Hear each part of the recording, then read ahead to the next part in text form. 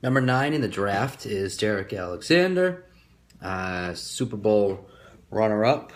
At the 9th pick here, CBS has given him a D- for his draft. I completely disagree with that. I think he is, actually, I'd call it an A minus, maybe B plus. I'll go with A- here. So his keepers, great keepers. Again, one of probably the better values in the draft with Forsett in the 16th and then Le'Veon Bell in the 1st. He did have to give up a first-round pick for that, but in the nice spot, getting the number one, arguably the number one pick in the entire draft is value there.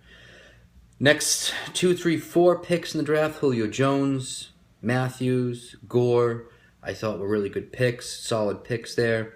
5th round is where I had probably my biggest challenge with his draft, which is why he didn't have a higher one. He went with Travis Kelce, tight end from the Chiefs. He was supposed to have a breakout year last year, didn't do well, was injured a little bit.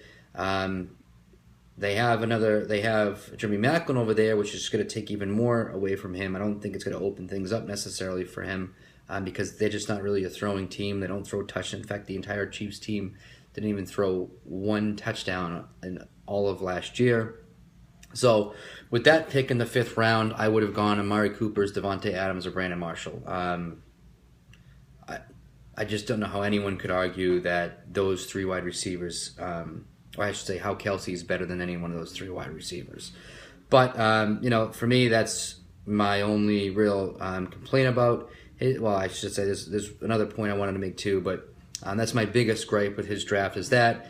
And if he was really wanted to stick it to me, he could have grabbed a running back, Doug Martin as well, or another one, and I would have been struggling a little bit to grab who I wanted to in that position, given I needed some running backs. But I would have definitely gone Cooper, Adams, or Marshall, one of the 3 of them instead of Kelce. Part of Derek's strategy in this year's draft, just like last year's draft, was to wait on those QBs. And in fact, I don't think he took his first one when I think Paulus took his 3rd one before Derek even picked his first one. So he ended up with Tannehill, Bradford in the 9th and 10th, and Bridgewater in the 12th. I think he's got some young guys there. I think he's got some potential there.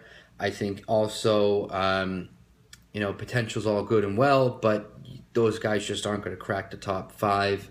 While he has a strong team, that's definitely going to be a weakness on his team and something he's going to look at every single week and say, what happens if I would have taken in the 5th round? Let's take the 5th round.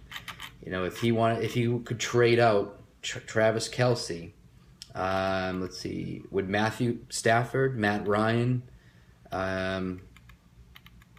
would those 2 quarterbacks, what's the difference between those 2 versus Tannehill? Would he want to trade those out? That could be another option instead of taking, wide receiver that I mentioned earlier. Could have been taking a quarterback in that position. So, those are, I guess, my 2 points. Otherwise, I thought it was strong. As I mentioned, an A-. His team is pretty strong, too, with Tannehill, Forsett, Gore. I should say Tannehill with Bradford and Bridgewater to mess around with and see really if there is someone who wants to take control of that starting spot in his roster. But he's got Forsett and Gore in the starting spots waiting for Le'Veon Bell to come back, and one of those will likely slide into his flex spot. And he's got his 2 wide receivers, Julio Jones and Jordan Matthews. So I think he's got a strong lineup there, and nothing special outside of that came through on. Charles Johnson could be something that emerges, but nothing too spectacular otherwise, but a strong starting lineup.